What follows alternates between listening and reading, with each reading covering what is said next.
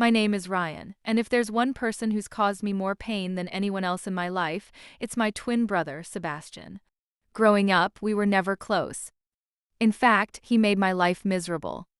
While most siblings have their fair share of arguments, Sebastian went out of his way to bully me. He broke my things, blamed me for his mistakes, and constantly belittled me. And my parents? They let it happen. They played favorites, giving Sebastian better gifts, more attention, and more money. Meanwhile, I was treated like the family disappointment. The only people I could truly count on were my older sister Jane, my cousin Kai, and my best friend Isaac. They were the ones who saw through Sebastian's charming facade and understood how toxic he was. When I was 17, I thought my luck was finally changing. I had my first girlfriend and I was head over heels for her. We weren't rushing into anything serious. She wanted to wait until she turned 18 to take that step, and I respected her decision. But everything fell apart when I found out she'd been cheating on me. And not just with anyone, with Sebastian. The betrayal was gut-wrenching. She knew how much I despised him and how awful he'd been to me, but she chose him anyway. To make matters worse, she got pregnant. Sebastian, being the coward he is, told her to get an abortion and refused to take any responsibility. She left town shortly after, and I never saw her again. My parents, of course, took Sebastian's side, saying I needed to move on and that we should support him. Support him? He'd ruined my first real relationship, and they acted like he was the victim. That was the moment I realized I was truly alone in my own family. A year later, I met Daniel, a boy from college who changed everything. Daniel is deaf, and I'd learned sign language as a hobby, which gave us an easy way to connect. We started dating, and for the first time in a long time, I felt happy again. But Sebastian wasn't done ruining my life. He saw us holding hands one day, laughed in my face, and made disgusting homophobic comments. Then, he outed me to my parents. Their reaction was worse than I could have imagined.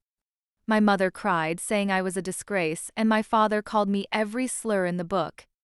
Sebastian stood on the staircase with his trademark smug grin, and I knew he'd orchestrated the whole thing. That night, my parents kicked me out. I was 18 with nowhere to go and barely anything to my name. Thankfully, Isaac and his family took me in. For the first time, I experienced what a loving family was supposed to feel like. 6 months later, I moved into an apartment with Daniel and Isaac, and together, we built a life that was free from the toxicity of my family. Fast forward to last December. Jane called me out of the blue and said Sebastian was in the hospital and wanted to see me. I hadn't thought about him in years, but hearing his name brought all the bitterness and pain rushing back. Against my better judgment, I agreed to go. When I arrived at the hospital, I was greeted by Jane outside the entrance. She looked uneasy, avoiding eye contact as we walked in. I asked her why Sebastian wanted to see me, but she just shook her head and said I'd have to hear it from him. We reached his room, and there he was, Sebastian, lying in the hospital bed, looking frail and weak. Our parents were by his side, their faces lighting up when they saw me, as if nothing had happened between us all those years ago. For a moment, I almost laughed at their audacity.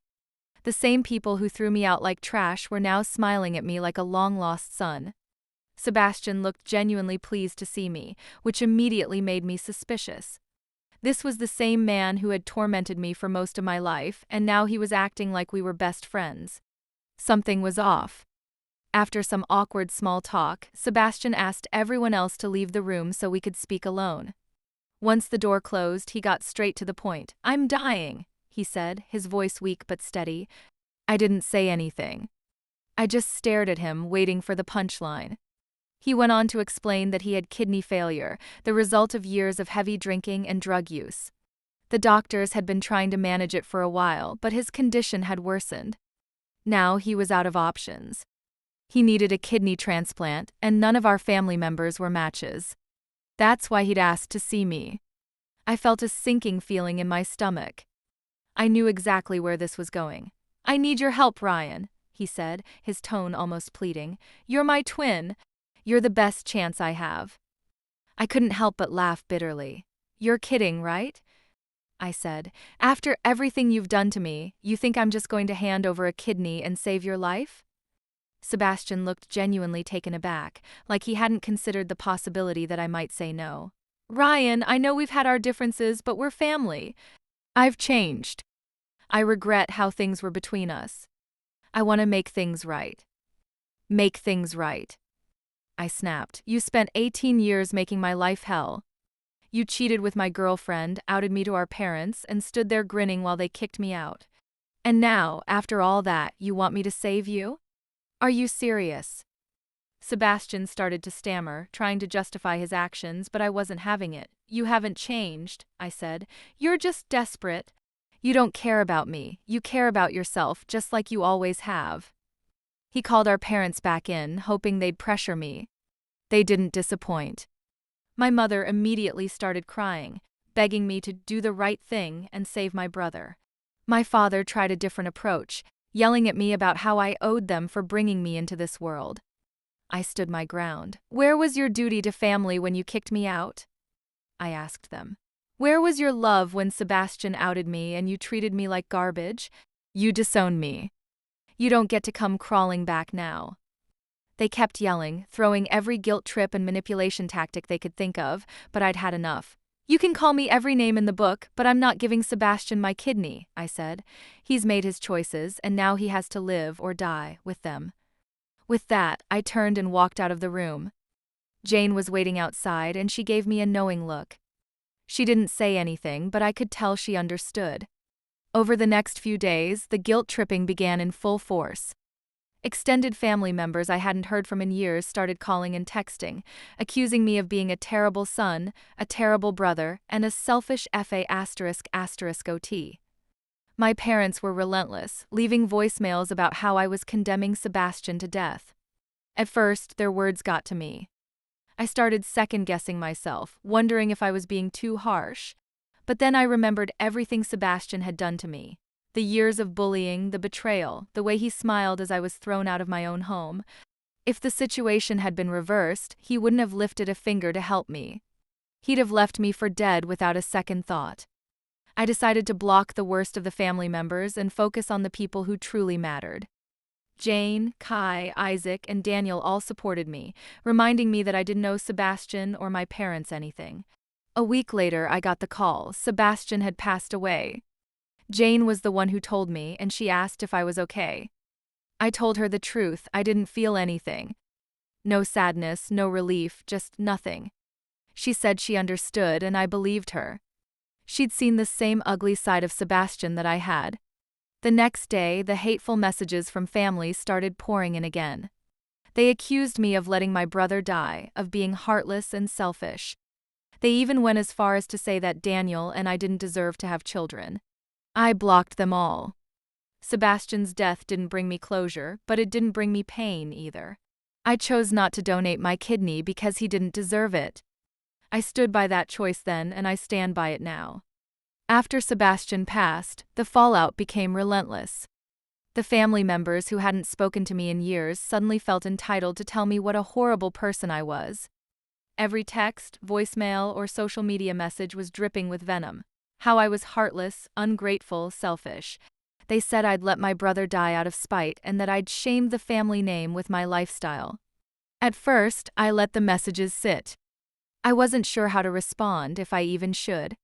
But the accusations about Daniel and me not deserving children hit a nerve. Daniel and I had been looking into adoption and surrogacy, and to have people who'd disowned me years ago attack something so deeply personal felt like a new low. That's when I decided enough was enough. I wrote a single, short message and sent it out to every relative who had contacted me about Sebastian. Sebastian spent his entire life tearing me down, betraying me, and humiliating me.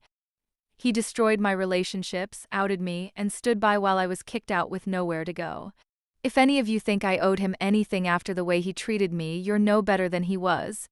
You can save your hate because I don't care. This conversation is over. Then I blocked them all. Meanwhile, Jane and I had several long talks. She confessed that she had felt a lot of pressure from our parents to stay close to Sebastian and keep the family together, even when it meant enduring his toxic behavior. But in the months leading up to his death, she had started to see through their manipulation. She admitted that seeing me stand up to them at the hospital had given her the courage to start setting her own boundaries. For the first time in years, I felt like I had a real sibling. As for my parents, they tried reaching out again after Sebastian's funeral. I hadn't attended, and they were furious about that too. They called me repeatedly, leaving messages alternating between anger and desperation. They said they'd lost one son and didn't want to lose another, but I saw through their words. It wasn't about wanting me back in their lives, it was about their image. They couldn't handle the idea of being seen as parents with no children left to love them. I sent them one final message. You made it clear when you kicked me out that I wasn't your son anymore. That hasn't changed. Do not contact me again. And just like that, I cut the last remaining ties to my old life. The strange thing was, I didn't feel sad. I felt free. For the first time, I wasn't carrying the weight of my family's expectations or their judgment. I didn't have to bend over backward trying to please people who would never truly love or accept me. Instead, I poured all my energy into the family I'd built for myself. Daniel and I continued our plans to start a family of our own, knowing that our future children would never experience the pain and rejection I had. We'd create a home filled with love, respect, and support, the kind of home I'd always dreamed of. Isaac, who had been my rock through everything, was still living with us as he sorted out his next steps in life. We joked that he was like our adopted son, but in truth, he was more like a brother than Sebastian had ever been. Jane, too, became a bigger part of my life. She visited often, and we talked about our shared trauma and how we were working to heal from it. She told me that cutting ties with our parents had been one of the best decisions she'd ever made. Seeing her embrace her independence made me proud to call her my sister. In the end, Sebastian's death didn't haunt me the way I thought it might. I didn't feel guilt because I knew I'd made the right choice. Sebastian's actions throughout his life had proven time and again that he didn't care about me or anyone else. He'd burned every bridge and only came crawling back when he needed something. If he'd been a different person, if he'd shown me love, kindness, or even basic respect, I would have given him my kidney without hesitation. I would have done it for Jane, for Kai, for Isaac, for Daniel. But not for Sebastian. He didn't deserve it. His death wasn't my fault. It was the consequence of his own choices, his toxic lifestyle, and the way he treated the people around him. He spent his life tearing others down, and in the end, he found himself with no one truly willing to lift him up. I closed that chapter of my life not with bitterness but with relief. The people who mattered to me, my husband, my friends, my chosen family, were all still here, supporting me every step of the way. Sebastian's death marked the end of a painful chapter in my life. He'd spent years making me feel small, unwanted, and unloved, and for the longest time I let him control how I saw myself. But in the end, his power over me was gone. I chose to put myself first, to value my own peace and happiness over the guilt and manipulation of people who had never truly cared about me. My decision not to donate my kidney wasn't made out of spite, it was about self-respect. I had no obligation to save someone who had done nothing but hurt me. For the first time, I refused to sacrifice my well-being for a family that had abandoned me when I needed them most.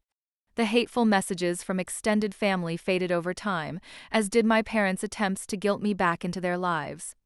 I blocked the negativity and focused on the life I'd built. A life filled with love, support, and a sense of belonging that my biological family never gave me. Today, I'm surrounded by people who matter. Daniel and I are moving forward with our plans to start a family, and Isaac is still by our side, a constant reminder of what real friendship and loyalty look like. Jane and I are closer than ever, supporting each other as we both heal from the damage our parents caused. Looking back, I know I made the right choice. My brother's fate wasn't mine to fix. His choices brought him to where he ended up, and I refused to let his mistakes define my life any longer. I walked away with my head held high, ready to embrace the future I deserve. A future full of love, happiness, and the family I've created for myself. If this story resonated with you, don't forget to like, share, and subscribe to our channel. Have you ever faced a tough family decision like this? Share your thoughts in the comments below. Thank you for joining us today, and we'll see you next time.